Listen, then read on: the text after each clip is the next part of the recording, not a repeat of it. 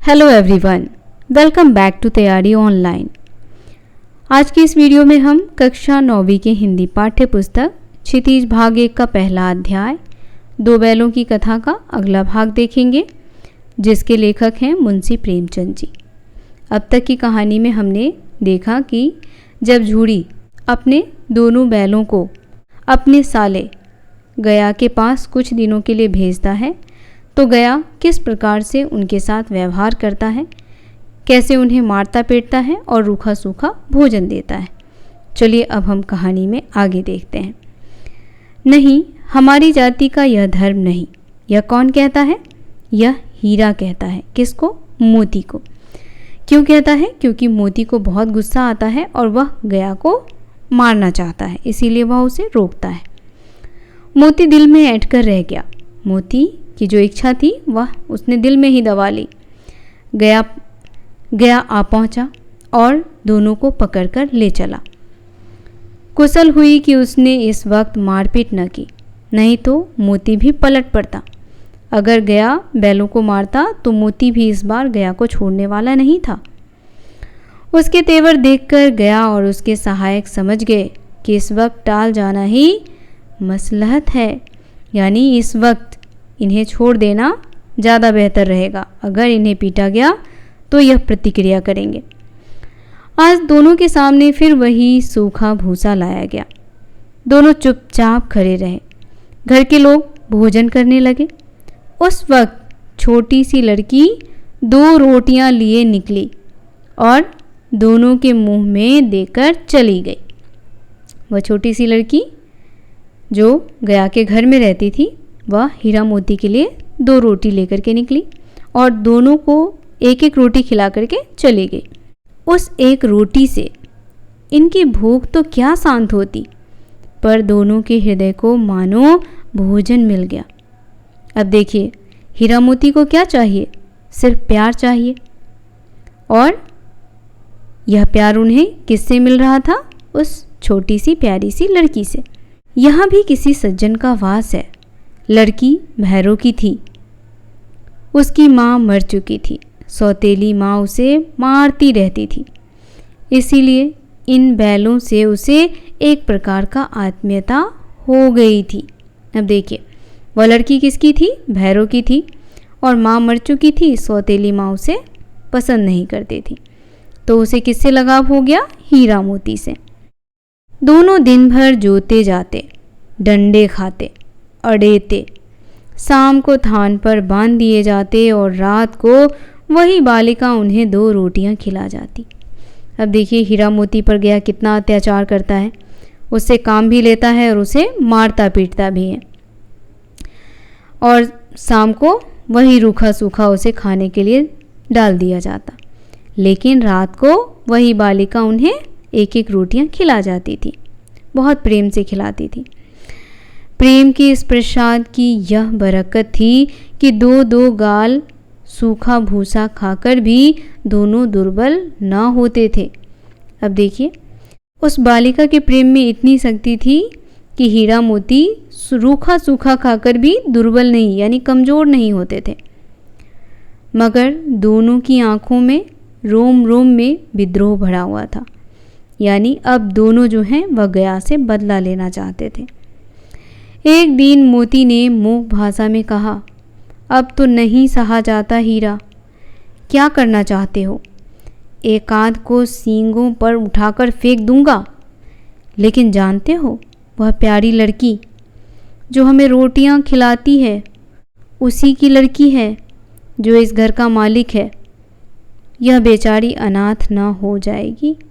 अब कहता है, यदि तुम मारोगे उसके पिता को तो यह अनाथ नहीं हो जाएगी, तो मालकिन को न फेंक दूं? अब कहता है, तो क्या उसकी सौतेली माँ को ही फेंक दूं?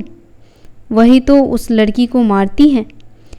लेकिन औरत जात पर सींग चलाना मना है, यह भूल जाते हो? तुम तो किसी तरह निकलने ही नहीं देते। बताओ, तुड़ाकर भाग चले? अब कहता है कि बताओ क्या करें? रस्सी तोड़कर भागें? हाँ, यह मैं स्वीकार करता हूँ, लेकिन इतनी मोटी रस्सी टूटेगी कैसे? इसका एक उपाय है। पहले रस्सी को थोड़ा सा चबा लूँ, फिर एक झटके में जाती है। देखिए, कहता है कि पहले रस्सी को क्या करना है, थोड़ा थोड़ा चबा लेना है और एक झटके से उसे तोड़ करके निकल लेना है। रात को जब बालिका रोटी खिलाकर चली गई, दोनों रस्सियाँ चबाने लगे, पर मोटी रस्सी मुंह में ना जाती। बेचारे बार बार जोर लगा कर रह जाते। सहसा घर का द्वार खुला और वही लड़की निकली। अब देखिए, दोनों तो रस्सी चबा रहे थे क्योंकि रस्सी तोड़ करके भागना था, लेकिन वह छोटी सी बालिका जो है वह फिर बाहर आई। दोनों सिर झुकाकर उसका हाथ चाटने लगे, क्योंकि वह बालिका उनसे बहुत प्यार करती थी और हीरा मोती भी उनसे प्यार करता था। दोनों की पूंछें खड़ी हो गई। उसने उसके माथे सहलाए और बोली, खोले देती हूँ, चुपके से भाग जाओ, नहीं तो यहाँ लोग मार डालेंगे। आज घर में सलाह हो रही थी कि इसकी नाकों में नाथ डाल दी जाए। अब देखिए, वह कहती है हीरा मोती से कि रस्सी खोल देती हूँ, तुम लोग यहाँ से भाग जाओ, नहीं तो ये अत्याचारी लोग तुम्हें मार ही डालेंगे। और मैंने तो यह भी सुना है कि वह तुम्हारे नाकों में नाथ डालना चाहते हैं। उसने गराव खोल दिया, पर दोनों चुपचाप खड़े रहे। अब देखिए, रस्सी खोल दी वो लड़की, लेकिन हीरा मोती चुपचाप ही खड़े रहे। मोती ने अपनी भाषा में पूछा, अब चलते क्यों नहीं? हीरा ने कहा, चले तो, लेकिन कल इस अनाथ पर आफत आएगी, सब इसी पर संदेह करेंगे। सहसा बालिका चिल्लाई, दोनों फूफा वाले बैल भागे जा रहे हैं, ओ दादा ओ दादा, दोनों बैल भागे जा रहे हैं, जल्दी दौड़ो। अब देखिए, दोनों बैलों को उसने खोल दिया और उसे भागने के लिए कहा, लेकिन हीरा का दिल बहुत ही कोमल था। उसने कहा, अगर हम भाग जाएंगे तो सभी इस छोटी बच्ची को ही मारे पीटेंगे। लेकिन वह बच्ची भी बहुत समझदार थी, कही तुम लोग जल्दी भाग जाओ, फिर मैं सबको जगा दूंगी। गया हरवरा कर भीतर से निकला और बैलों को पकड़ने चला। वे दोनों भागे। गया ने पीछा किया और भी तेज हुए। गया ने शोर मचाया, फिर गांव के कुछ आदमियों को भी साथ लेने के लिए लौटा। दोनों मित्रों को भागने का मौका मिल गया। सीधे दौड़ते चले गए, यहाँ तक कि मार्ग का ज्ञान न रहा। जिस परिचित मार्ग से आए थे उसका यहाँ पता न था। नए नए गांव मिलने लगे। तब दोनों एक खेत के किनारे खड़े होकर सोचने लगे अब क्या करना चाहिए। अब देखिए, हीरा मोती भागने लगे, लेकिन उन्हें वह रास्ता नहीं मिल रहा था जो झूड़ी के घर तक जाता है। अब वह रास्ता भटक गए थे। हीरा ने कहा, मालूम होता है राह भूल गए, तुम भी बेतहासा भागे, वहीं उसे मार गिराना था। अब देखिए, हीरा क्या कहता है कि लगता है हम रास्ता जो है भूल गए हैं। फिर मोती कहता है कि तुम तो बेतहासा भाग रहे थे, हमें तो वहीं पे गया को मार गिराना चाहिए था। फिर हीरा कहता है, उसे मार गिराते तो दुनिया क्या कहती, वह अपना धर्म छोड़ दे, लेकिन हम अपना धर्म क्यों छोड़े। कहते हैं कि फिर हम में और उसमें क्या फ़र्क रह जाता, हम भी अगर उसी की तरह बन जाएं तो। दोनों भूख से व्याकुल हो रहे थे। खेत में मटर खड़ी थी, चरने लगे। रह रह कर आहट ले लेते थे, कोई आता तो नहीं है। अब देखिए, हीरा मोती को भूख लगा था, सामने मटर की खेत थी, तो दोनों जी भर के मटर खाने लगे और एक बार इधर उधर देख भी लेते कि कोई उन्हें पकड़ने तो नहीं आता। जब पेट भर गया, दोनों ने आज़ादी का अनुभव किया कि ओह चलो आज हम स्वतंत्र हो गए। तो मस्त होकर उछलने कूदने लगे। पहले दोनों ने डकार ली, भरपेट खाया और डकार ली, फिर सींग मिलाए और एक दूसरे को ठेलने लगे। अब खेलते हुए वो दोनों आगे बढ़ने लगे। मोती ने हीरा को कई कदम पीछे हटा दिया, यहाँ तक कि वह खाई में गिर गया। कौन गिर गया? मोती। तब उसे भी क्रोध आया, संभल कर उठा और फिर मोती से मिल गया। मोती ने देखा खेल में झगड़ा हुआ चाहता है तो किनारे हट गया। अब देखा कि अरे अब हम दोनों में लड़ाई हो जाएगी, क्योंकि गुस्सा में आ गया था हीरा। तो कहा चलो छोड़ो, लड़ाई झगड़ा ख़त्म करते हैं, आगे बढ़ते हैं। अरे यह क्या, कोई सांड डौंकता चला आ रहा है, यानी वह बोलता हुआ आगे बढ़ रहा है। हाँ, सांड ही है, वह सामने आ पहुंचा। दोनों मित्र बगले झांक रहे हैं। अब दोनों इधर उधर देखने लगे। सांड पूरा हाथी था। उससे भिड़ना जान से हाथ धोना है, लेकिन न भिड़ने पर भी जान बचती नहीं नजर आती। अब सांड ऐसा है कि वह उन्हें मारेगा ही मारेगा। तो वही दोनों आपस में बातें कर रहे हैं कि अगर हम नहीं भिड़े तो भी मरना है, तो भिड़ करके ही क्यों ना मरे भाई। इन्हीं की तरफ आ भी रहा था। कितनी भयंकर सूरत है इसकी, मोती ने मूक भाषा में कहा। बुरे फंसे आज तो, जान बचेगी, कोई उपाय सोचो। हीरा ने चिंतित स्वर में कहा। अपने घमंड में भूला हुआ है, आरजू विनती न सुनेगा, भाग क्यों न चले। अब हीरा कहता है यह जो सांड है बहुत घमंडी है। अगर हम इसके सामने विनती करेंगे, आरजू करेंगे कि चलो हमें छोड़ दो, तो भी यह हमें नहीं छोड़ेगा, यह हमें मारेगा। और कहता है भागना तो कायरता है, तो फिर यहीं मरो। बंदा तो 9-2-11 होता है। कहता है अगर तुम्हें लग रहा है कि भागना कायरता है तो तुम यहीं मरो, मैं तो गया। और जो दौड़ाए तो फिर कोई उपाय सोचो जल्द। और कहता है अगर यह सांड दौड़ाएगा तो क्या करोगे, जल्दी से कोई उपाय सोचो इससे बचने का। उपाय यही है कि उस पर दोनों जने एक साथ चोट करेंगे। कहता है कि हम दोनों को अब एक साथ मिलकर के इससे लड़ना होगा, तभी हम इससे बच सकते हैं। मैं आगे से रगेदता हूँ, तुम पीछे से रगेदो। दोहरी मार पड़ेगी तो भाग खड़ा होगा। मेरी ओर झपटे, तुम बगल से उसके पेट में सींग घुसेड़ देना। जान जोखिम है पर दूसरा उपाय नहीं। देखिए दोनों मित्र सलाह करते हैं कि हमें किस प्रकार उस सांड से बचना है। एक कहता है अगर वह मेरी तरफ मारने आए तो तुम उसे मारना। दूसरा कहता है कि अगर वह मेरी तरफ आए तो तुम उसे मारना। इस प्रकार से हम सांड के छक्के छुड़ा देंगे। दोनों मित्र जान हथेलियों पर लेकर लपके। सांड को भी संगठित शत्रुओं से लड़ने का तजुर्बा न था। अब देखिए सांड हमेशा अकेले से लड़ा, अब वो किस प्रकार हीरा मोती से लड़ेगा समझ में नहीं आ रहा था उसे।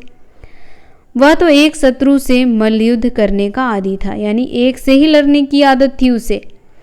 ज्यों ही हीरा पर झपटा, मोती ने पीछे से उसे दौड़ाया। सांड उसकी तरफ मुड़ा तो हीरा ने उसे रगेद दिया।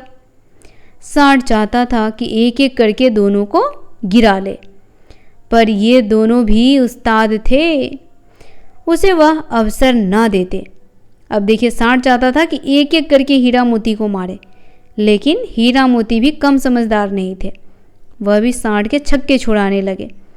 एक बार सांड झल्ला कर हीरा का अंत कर देने के लिए चला तो मोती ने बगल से आकर पेट में सींग भोंक दिया। सांड क्रोध में आकर पीछे फिरा तो हीरा ने दूसरे पहलू में सींग चुभा दिया। आखिर बेचारा जख्मी होकर भागा और दोनों मित्रों ने दूर तक उसका पीछा किया। अब देखिए दोनों ने अपने सूझबूझ से उस सांड को भगा दिया, यहाँ तक कि सांड बेदम होकर गिर गया। अब सांड को इतना लगा था पिटाई हीरा और मोती से कि अब उसमें जान ही नहीं बची थी, तो वह बेदम यानी बेहोश होकर गिर पड़ा। तब दोनों ने उसे छोड़ दिया, कहा जाने दो, आज तो उसकी हालत हो गई खराब। दोनों मित्र विजय के नशे में घूमते चले जाते थे। अब देखिए दोनों सांड से लड़ने में विजय हासिल कर लिए थे, जीत हासिल कर लिए थे, तो अब खुशी खुशी झूमते हुए आगे बढ़ रहे थे। मोती ने अपनी सांकेतिक भाषा में कहा, मेरा जी तो चाहता था कि बच्चा को मार ही डालूं, यानी उस सांड को मार डालूं। हीरा ने तिरस्कार किया। गिरे हुए बैरी पर सींग न चलाना चाहिए। बैरी यानी शत्रु। हीरा कहता है कि हमें किसी भी गिरे हुए यानी घायल शत्रु को नहीं मारना चाहिए। यह सब ढोंग है। बैरी को ऐसा मारना चाहिए कि फिर ना उठ सके। मोती क्या कहता है कि यह सब क्या है, ढोंग है। ऐसे बैरी यानी दुश्मनों को छोड़ना नहीं चाहिए, जान से मार देना चाहिए। अब घर कैसे पहुंचेंगे वह सोचो। अब हीरा क्या कहता है कि सोचो अब घर कैसे पहुंचेंगे, बहुत समस्या है, रास्ता तो हम भूल ही चुके हैं। पहले कुछ खा लें तो सोचें। सामने मटर का खेत था ही। मोती उसमें घुस गया। हीरा मना करता रहा पर उसने एक न सुनी। अभी 2 ही 4 ग्रास खाए थे कि 2 आदमी लाठियां लिए दौड़े पड़े और दोनों मित्रों को घेर लिया। अब देखिए, हीरा ने मना किया था कि उस खेत में मत जाओ मटर खाने, लेकिन मोती इस बार उसकी बात नहीं माना और वह मटर खाने चला गया। तभी क्या हुआ, 2 लोग लाठियां लेकर के आए और हीरा मोती को घेर लिए। हीरा तो मेड़ पर था, निकल गया। मोती सींचे हुए खेत में था। अब देखिए, हीरा कहाँ था, किनारे में था, मेड़ पर था, तो वह तो भाग खड़ा हुआ, लेकिन मोती तो खेत के अंदर था, तो वह पकड़ में आ गया। उसके खुर कीचड़ में धंसने लगे, न भाग सका। किसके? मोती के। पकड़ लिया। हीरा ने देखा संगी संकट में है तो लौट पड़ा। अब देखिए, मोती पकड़ा गया तो हीरा ने सोचा, अरे मैं अपने मित्र को छोड़ के कैसे जा सकता हूँ, तो वह भी अपने आप को समर्पित कर दिया, यानी पकड़ा गया। प्रातःकाल दोनों मित्र कांजी हाउस में बंद कर दिए गए। दोनों को कहाँ ले जाया गया बच्चों? कांजी हाउस, और वहाँ उन्हें बंद कर दिया गया। दोनों मित्रों को जीवन में पहली बार ऐसा साबिक पड़ा कि सारा दिन बीत गया और खाने को एक तिनका भी ना मिला। अब देखिए, पूरे जीवन में पहली बार ऐसा हुआ कि वह सारा दिन भूखे रहे। वह गया के पास भी गया था तो वह भी उसे रूखा सूखा खाने को दे देता था, लेकिन जिन्होंने उन्हें पकड़ा था वह उसे खाने को नहीं दे रहे थे। समझ में न आता था यह कैसा स्वामी है। इससे तो गया फिर भी अच्छा था। यहाँ कई भैंसें थीं, कई बकरियाँ, कई घोड़े, कई गधे, पर किसी के सामने चारा न था। सब जमीन पर मुर्दों की तरह पड़े थे। अब देखिए, जहाँ पर हीरा मोती को बांधा गया था वहाँ पर बहुत सारे जानवर थे और सभी भूखे प्यासे जमीन पर पड़े हुए थे, क्योंकि कई दिनों से उन्हें भोजन नहीं दिया गया था, जिस वजह से सभी जानवर बहुत ही कमज़ोर हो गए थे और खड़े भी नहीं हो पा रहे थे। सारा दिन दोनों मित्र फाटक की ओर टकटकी लगाए ताकते रहे, पर कोई चारा लेकर आता न दिखा। पर उन्हें कोई भी ऐसा व्यक्ति नहीं दिखा जो उनके लिए खाना लेकर के आता हो। तब दोनों ने दीवार की नमकीन मिट्टी चाटनी शुरू की, पर इससे क्या तृप्ति होती? अब इससे पेट तो भरने वाला नहीं था हीरा मोती का। रात को भी जब कुछ भोजन न मिला तो हीरा के दिल में विद्रोह की ज्वाला दहक उठी। मोती से बोला, अब तो नहीं रहा जाता मोती। अब देखिए, अब हीरा को लगा बहुत भूख। उसने मोती से कहा कि अब मुझसे नहीं रहा जाता। मोती ने सिर लटकाए हुए जवाब दिया, मुझे तो मालूम होता है प्राण निकल रहे हैं। अब भूख के मारे दोनों की स्थिति बहुत ही खराब हो रही थी। इतनी जल्द हिम्मत ना हारो भाई, यहाँ से भागने का कोई उपाय निकालना चाहिए। अब क्या कहता है हीरा कि हमें हिम्मत नहीं हारनी चाहिए, यहाँ से भागने का कोई ना कोई उपाय सोचना चाहिए। आओ दीवार तोड़ डाले। मुझसे तो अब कुछ नहीं होगा। मोती कहता है कि अब मुझ में इतना दम नहीं रहा कि मैं इस दीवार को तोड़ सकूं। बस इसी बूते पर अकड़ते थे, सारी अकड़ निकल गई। हीरा कहता है, अच्छा बस इतनी सी हिम्मत थी तुम्हारे अंदर, अब सारी अकड़ निकल गई ना, एक दीवार भी नहीं तोड़ सकते। बारी की दीवार कच्ची थी। हीरा मजबूत तो था ही, अपने नुकीले सींग दीवार में गाड़ दिए और जोड़ मारा तो मिट्टी का एक चिथरा निकल आया। अब देखिए, जो बाड़े का दीवार था जहाँ जानवरों को बंदी बना करके रखा गया है, वह कच्ची मिट्टी की बनी थी। अब हीरा ने उस पर एक जोरदार सींग मारा तो क्या हुआ, एक चिथरा जो है नीचे आ गिरा। अब हीरा को हिम्मत आया कि इस प्रकार मारने से वह दीवार अवश्य टूट जाएगा। तो बच्चों, आज की कहानी में बस इतना ही। मिलते हैं इसी कहानी के अगले भाग के साथ। वीडियो आपको पसंद आया हो तो इसे लाइक करें, शेयर करें और हमारे चैनल को सब्सक्राइब करें।